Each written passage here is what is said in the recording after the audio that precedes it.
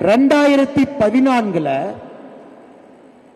we were the 11th largest country in terms of economy. 11வது இடத்துல இருந்தோம் 2014. இன்னைக்கு 2024 ஜனவரி மாசம் 10ஆம் தேதி உலகத்தினுடைய 5வது இடத்துல இருக்கும். 6 படி ஏறிட்டோம். படிப்படியா 11ல இருந்து 6க்கு வந்தாச்சு. 2028 நீங்க சொன்ன எல்லா ஆன்சருமே வந்துருச்சு. 2028 முடியும் பொழுது உலகத்தினுடைய 3வது நாடு ஆயிரும். இன்னைக்கு 5ல இருக்கு. அப்ப நமக்கு மேல யார் சார் இருக்கா?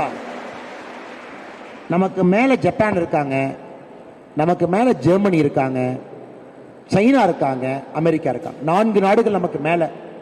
அமெரிக்கா, சைனா, ஜப்பான், ஜெர்மனி 4 பேர் இருக்காங்க. 5வது நாம இருக்கோம். ஜப்பானையும் ஜெர்மனியும் ஓவர்டேக் பண்றதுக்கு நமக்கு என்ன 4 இயர்ஸ் வேணும், 3.5 இயர்ஸ் வேணும்.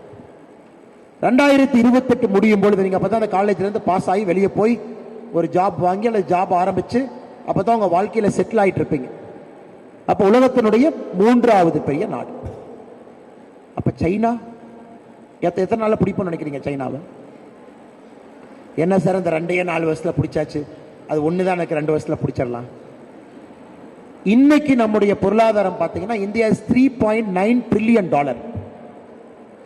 China $14 trillion, America $33 trillion. அப்ப எவ்வளவு தூரம் போகணும்? என்னன்னே சாதாரணமா வந்து சொல்லிட்டு போயிட்டீங்க. $3.9 trillion இங்க இருக்கு, $33 trillion எங்க இருக்கு, $14 trillion இங்க இருக்கு. இது இன்னொரு விதத்துல சொல்லணும்னா ஒரு சராசரி இந்தியனுடைய வருமானம் $2,700, ஒரு சராசரி அமெரிக்கனுடைய வருமானம் $62,000. Long way to go, long way to go. பிரதமர் சொல்றாரு பயந்துக்காதீங்க 2047 பிடிச்சிடலாங்கிறார். 2028 3வது வந்தாச்சு. அமெரிக்காவையும் 2047 பிடித்து உலகத்தினுடைய முதன்மை நாடாக பொருளாதாரத்தில் நம்முடைய நாடு வரப்போகுது. அது எந்த மாற்று கருத்து? ஏன்னா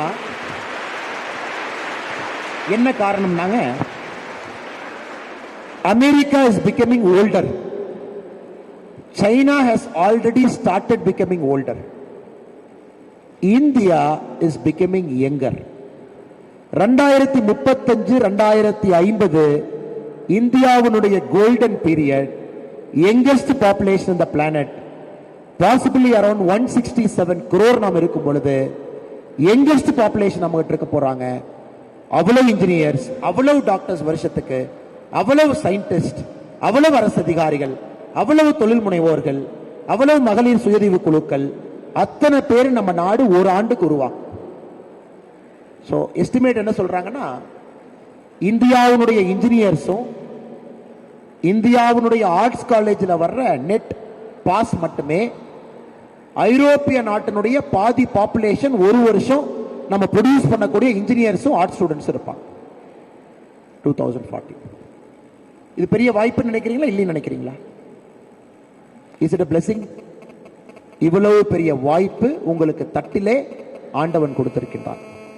young population, stable country, world's largest middle income group, அதையெல்லாம் தாண்டி ஒரு ஸ்டேபிள் பொலிட்டிக்கல் நேஷன், அதையெல்லாம் தாண்டி பெண்களுக்கு அதிகாரத்தினுடைய மையத்திலே அமர்வதற்கான ஒரு வாய்ப்பு, அதையெல்லாம் தாண்டி மேலை நாடுகளை முந்தியடித்து நம்முடைய முதல் இடத்துக்கு நாம போறோம்.